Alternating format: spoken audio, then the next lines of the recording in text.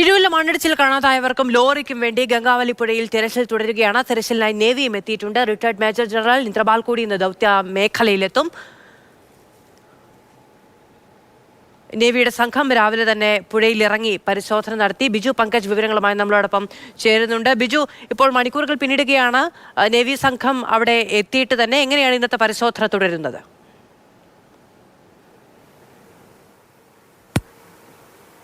മധു, major Indrapalan ചൂണ്ടിക്കാണിച്ചു കൊടുത്ത ആ പ്രദേശത്താണ് ഇപ്പോൾ നേവിയുടെയും അതുപോലെ മുങ്ങൽ വിദഗ്ധരുടെയും ഡ്രഡ്ജിങ്ങിൻ്റെയും ഒക്കെ പരിശോധന നടക്കുന്നത്. ഇപ്പോൾ ഈ അർജുൻ്റെ ലോറിയിൽ കെട്ടിയെന്ന് പറയപ്പെടുന്ന കയറിൻ്റെ കുറച്ച് ഭാഗങ്ങൾ ഇവിടെ കിട്ടിയിട്ടുണ്ട്. ആ ദൃശ്യങ്ങളിൽ കാണുന്നത് മുങ്ങൽ വിദഗ്ധർ അവിടെ താഴത്തു നിന്ന് മുങ്ങിയെടുത്തതാണ്. അത് അർജുൻ്റെ ലോറിയിലുള്ള കയറാണെന്നുള്ളൊരു നിഗമനത്തിലാണ് ഇപ്പോൾ പരിശോധന പൂർത്തിയാകുന്നത്. അതുകൊണ്ട് തന്നെ ഈ പ്രദേശത്ത് കൂടുതൽ പരിശോധനകൾ കേന്ദ്രീകരിക്കുകയാണ്. ഇപ്പോൾ നമുക്ക് ദൃശ്യങ്ങൾ കാണാൻ ഡ്രഡ്ജിങ് നടത്തുന്നുണ്ട്. അതുപോലെ നാവികസേനയുടെ മുങ്ങൽ വിദഗ്ധർ അവിടെയുണ്ട്. അതുപോലെ ഗോവയിൽ നിന്നുള്ള മുങ്ങൽ വിദഗ്ധരും അവരും ഇപ്പോൾ ഒരേ ഭാഗത്ത് തന്നെ തെരച്ചിൽ നടത്തിയത്. ഇവിടെയാണ് ശരിക്കും നാവികസേനയുടെ പരിശോധനയിൽ ലോഹാംശമുണ്ടെന്ന് കണ്ടെത്തിയത്. അവിടെ മാത്രം കേന്ദ്രീകരിച്ചുകൊണ്ടാണ് ഇപ്പോൾ പരിശോധനകൾ നടക്കുന്നത്. ഉച്ചയ്ക്ക് മേജർ ഇന്ദ്രപാലിന് ഉച്ചതിരിഞ്ഞ് ഇങ്ങോട്ട് എത്തുന്നുണ്ട്. അതുകൊണ്ട് അദ്ദേഹം ചൂണ്ടിക്കാണിച്ചു കൊടുത്ത ആ ഭാഗത്തുകൂടി പരിശോധന കേന്ദ്രീകരിക്കാനാണ് ഇപ്പോൾ തീരുമാനിച്ചിരിക്കുന്നത്. രാവിലെ 8 മണി മുതൽ തുടങ്ങിയ തിരച്ചിലാണ് ഇപ്പോഴും പുരോഗമിച്ചുകൊണ്ടിരിക്കുന്നത്.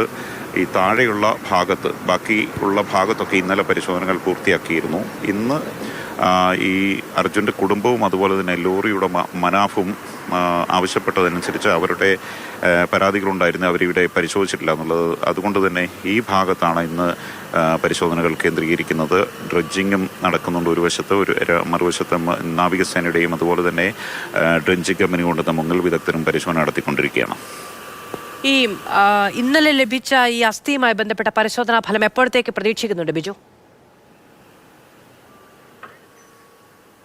ഇന്നലെ വൈകിട്ട് 6 മണിയോടെയാണ് ഇവിടെ നടത്തിയ ഡ്രഡ്ജിങ്ങിൽ JCB കോരിയെടുക്കുന്നതിനിടയിൽ ഒരു അസ്ഥിയുടെ കഷ്ണം കിട്ടിയത്. ആ സമയത്ത് ഇവിടെ കാർവാർ MLA സതീഷ് സെയിൽ അടക്കമുള്ളവരുണ്ടായിരുന്നു. അദ്ദേഹമാണ് ഇക്കാര്യം ലോറിയുടെ മനാഫിനോട് പറഞ്ഞത്. ഇങ്ങനെ ഒരു അസ്ഥിയുടെ കഷ്ണം കിട്ടിയിട്ടുണ്ട്. അത് പോലീസ് വഴി അവർ മംഗലാപുരത്തേക്ക് ഫോറൻസിക് പരിശോധന അയച്ചിരിക്കുകയാണ്. ഉച്ച തിരിയുമ്പോൾ വൈകിട്ട് 3 മണിയോടുകൂടി ഇത് മനുഷ്യൻ്റെ അസ്ഥിയാണോ എന്നുള്ള കാര്യം സ്ഥിരീകരിക്കും. അതിനുശേഷം DNA പരിശോധനയ്ക്ക് വിട്ട് അത് ആരുടേതാണ്, കാരണം ഇവിടെ ലോകേഷ് ജഗന്നാഥൻ എന്നിവർ 2 തദ്ദേശീയർ കൂടി ഈ ദുരന്തത്തിൽ ഉൾപ്പെട്ടിരുന്നു.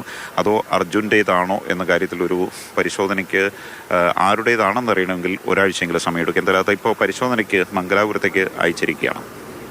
ശരി, സാരംഗ് സുരേഷ് കൂടി വിവരങ്ങളുമായി നമ്മളോടൊപ്പം ചേരുന്നുണ്ട്. സാരംഗ്, ഏതൊക്കെ രീതിയിലുള്ള പരിശോധനകളാണ് ഇന്ന് ഗംഗാവലിയിൽ ഈ ദൗത്യ സംഘം ലക്ഷ്യമിടുന്നത്? എത്രത്തോളം പ്രതീക്ഷ നൽകുന്നുണ്ട് അവർക്ക് അവിടെ നിന്ന് ലഭിക്കുന്ന വിവരങ്ങളൊക്കെ? മധു, പ്രധാനമായും ഡ്രഡ്ജർ ഇപ്പോൾ നേവി മാർക്ക് ചെയ്ത പോയിന്റുകൾ കേന്ദ്രീകരിച്ചുകൊണ്ടാണ് തിരച്ചിൽ നടത്തുന്നത് എന്നാണ് നമുക്ക് ദൃശ്യങ്ങളിൽ നിന്നും കാണാൻ സാധിക്കുന്നത്. പിന്നീട് അതിന് തൊട്ടരികിൽ തന്നെയായി തോണിയിൽ ഇപ്പോൾ നമുക്ക് പ്രാദേശികമായി ഇവിടെ നിന്ന് സംഘടിപ്പിച്ച തോണിയിൽ കുറച്ച് പേർ ചേർന്നുകൊണ്ട് ഒരു വസ്തു മുകളിലേക്ക് ഉയർത്തുന്നത് കാണാം. അത് ഇവിടെ നിന്ന് നേരത്തെ നമ്മൾ ദൃശ്യങ്ങളിൽ നിന്ന് കണ്ടതാണ്. മലയിടിഞ്ഞ് പോയ സമയത്ത് മണ്ണിടിച്ചിലുണ്ടായി താഴേക്ക് പോയ ടവറുമായി ബന്ധപ്പെട്ട ഇലക്ട്രിക് വയറുകളാണ് അവിടെ നിന്ന് വീണ്ടെടുക്കുന്നത് എന്നാണ് നമുക്കിപ്പോൾ മനസ്സിലാക്കാൻ സാധിക്കുന്നത്. മറ്റൊരു തോണിയിലാവട്ടെ ഇപ്പോൾ ഡൈവർ താഴേക്ക് പോയിട്ടുണ്ട്. ഗുജറാത്തിൽ നിന്ന് പ്രത്യേക പരിശീലനം നേടിയിട്ടുള്ള ഡൈവർ ഈ ഡ്രഡ്ജിങ് കമ്പനിയുമായൊക്കെ തന്നെ സഹകരിച്ചുകൊണ്ട് അവർ ഡ്രഡ്ജിങ് നടത്തുന്ന പരിസരത്തിന് തൊട്ടപ്പുറത്തേക്ക് അണ്ടർ വാട്ടർ ക്യാമറയും ഒക്കെയായി ചെന്നുകൊണ്ട് അടിയിലുള്ള കൃത്യമായിട്ടുള്ളൊരു അവസ്ഥ, അല്ലെങ്കിൽ ആ ഒരു ടെറൈനിൽ നടക്കുന്ന കാര്യങ്ങൾ എന്താണ്, ഏതെങ്കിലും തരത്തിൽ ഡ്രഡ്ജിങ്ങിന് തടസ്സമാവുന്ന വസ്തുക്കൾ എന്തെങ്കിലും ഉണ്ടോ, അല്ലെങ്കിൽ ശ്രദ്ധേയമായ രീതിയിൽ എന്തെങ്കിലും കണ്ടെത്താൻ സാധിക്കുന്നുണ്ടോ എന്നുള്ള കാര്യങ്ങളൊക്കെ പരിശോധിക്കാനായി അണ്ടർ വാട്ടർ ക്യാമറയുമായി ഡൈവ് ചെയ്യുന്നുണ്ട്. അദ്ദേഹത്തിന് നദിയിൽ ഏറെ നേരം 10-20 മിനിറ്റോളം ജലത്തിൻ്റെ ഉപരിതലത്തിൽ നിന്ന് അടിത്തട്ടിലേക്ക് പോയി പരിശോധന നടത്തേണ്ടതായുണ്ട്. അപ്പോൾ അതിന് വേണ്ടുന്ന സഹായകരമായിട്ടുള്ള ഓക്സിജൻ സൗകര്യമാണ് ഇപ്പോൾ അവിടെ നമുക്ക് ചെറിയൊരു മോട്ടറടക്കം ഘടിപ്പിച്ചുകൊണ്ട് പമ്പ് ചെയ്യുന്ന കാഴ്ചകളും കാണാൻ സാധിക്കുന്നുണ്ട്. എന്തായാലും ഇത്രയും ദിവസം അർജുൻ്റെ കുടുംബം ആവശ്യപ്പെട്ട തരത്തിലേക്ക് നേവി മാർക്ക് ചെയ്ത പോയിന്റുകൾ കേന്ദ്രീകരിച്ചുകൊണ്ടാണ് ഇപ്പോൾ ഡ്രഡ്ജിങ് നടന്നുകൊണ്ടിരിക്കുന്നത് എന്നത് ഏറെ ശ്രദ്ധേയമായിട്ടുള്ള ഒരു കാര്യമാണ്. മാത്രമല്ല SDRF അംഗങ്ങളും അതിനോടൊപ്പം തന്നെ ആ ഡ്രഡ്ജറുമായി തന്നെ ചേർന്ന് നിൽക്കുന്ന കാഴ്ച നമുക്ക് കാണാം.